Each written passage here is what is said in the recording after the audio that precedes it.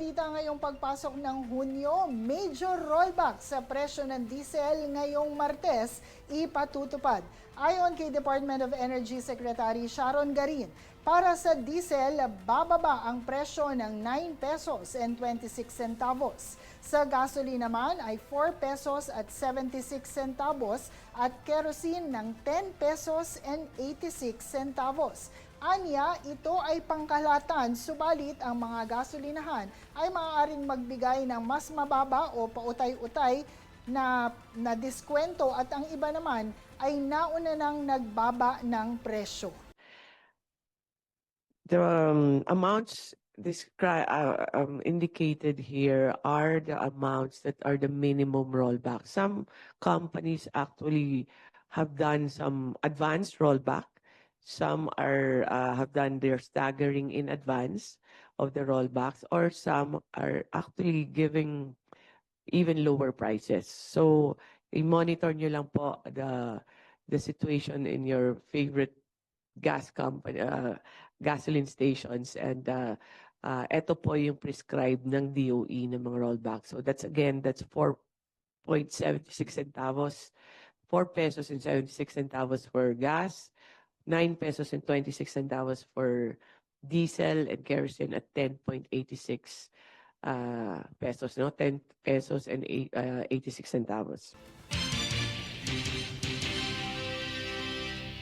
Sa ibang balita, habang patuloy na bumabangon ang industriya ng baboy sa Pilipinas mula sa pinsalang dulot ng African Swine Fever o ASF, pinag-aaralan ngayon ng Department of Agriculture ang ilang makabagong teknolohiyang ginagamit sa Taiwan.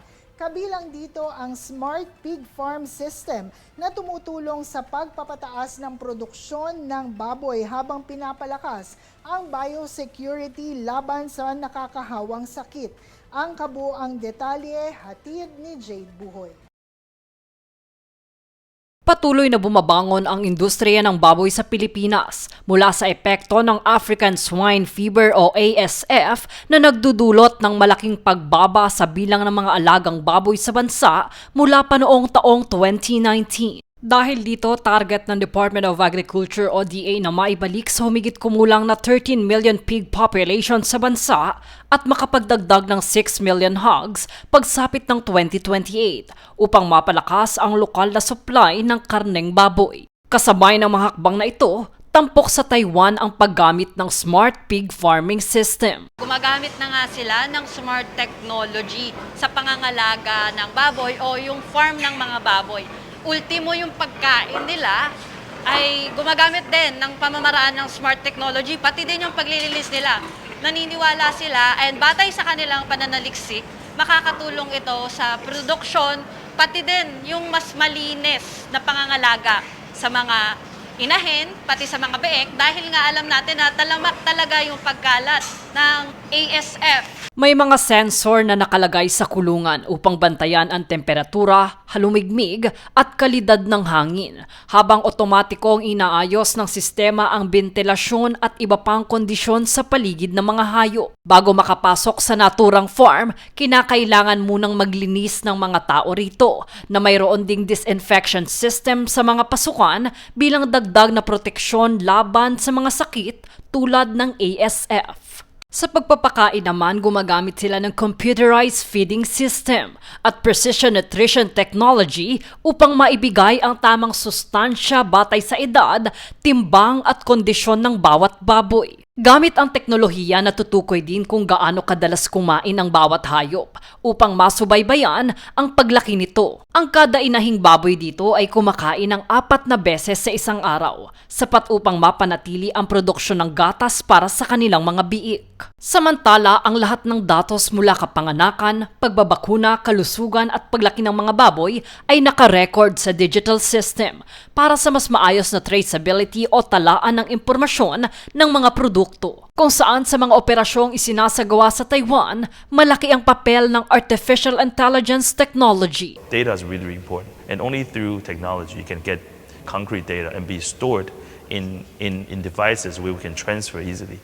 So these are the things that are really critical for the success of future farming. Sa pamamagitan ng timbangang AI-generated at may 3D sensors, nalalaman ang timbang at paglaki ng mga baboy nang hindi na kinakailangang obserbahan ng matagal gaya sa nakasanayang timbangan. Natutukoy rin ng sistema ang mga pagbabago sa kilos ng mga baboy na maaaring senyales ng sakit o stress, pati na rin ang mga apektadong kulungan upang maiwasan ang pagkalat ng sakit sa buong pasilidad. Bahagi rin ng kanilang smart farming system ang paggamit ng circular economy approach sa pamamahala ng mga basura. Ang wastewater mula sa operasyon ay nililinis at nire-recycle para magamit muli sa paglilinis ng pasilidad, habang ang dumi ng baboy ay ginagawang organikong pataba para sa mga sakahan. Dahil dito, nababawasan ang greenhouse gas emissions at ang epekto ng operasyon sa kapaligiran. Ginagamit din ang mga nakuhang biogas mula sa smart biogas system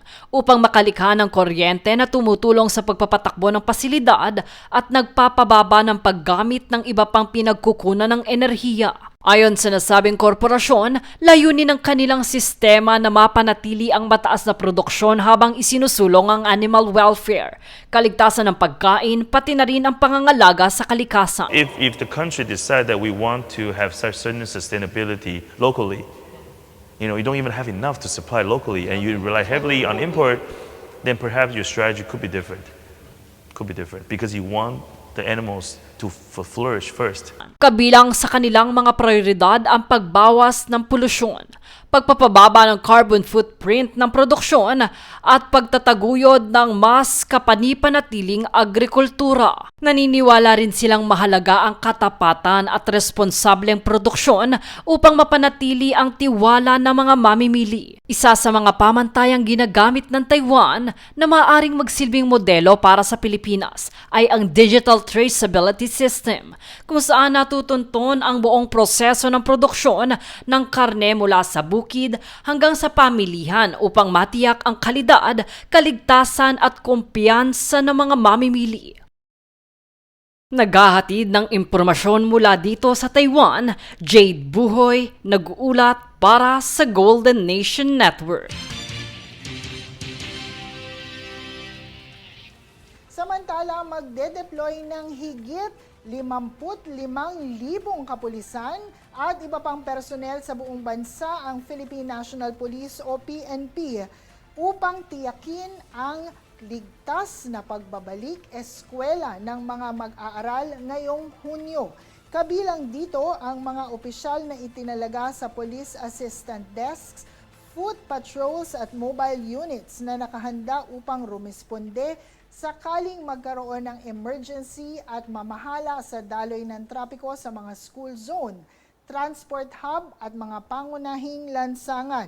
Nagpaalala naman ang PNP sa publiko na ang pagtiyak sa kaligtasan ng mga estudyante ay responsibilidad ng lahat. Sa iba pang balita, inilabas kamakailan ang Asia Scientist Magazine na ika-8 edisyon ng Asia Scientist List. Kabilang ang 6 na Pilipino sa listahan ng Top 100 Researchers ngayong 2026. Ang naturang pagkilala ay premyong hinahandog para sa mga scientists, academicians, innovators at business leaders sa buong rehiyon ng Asia Pacific.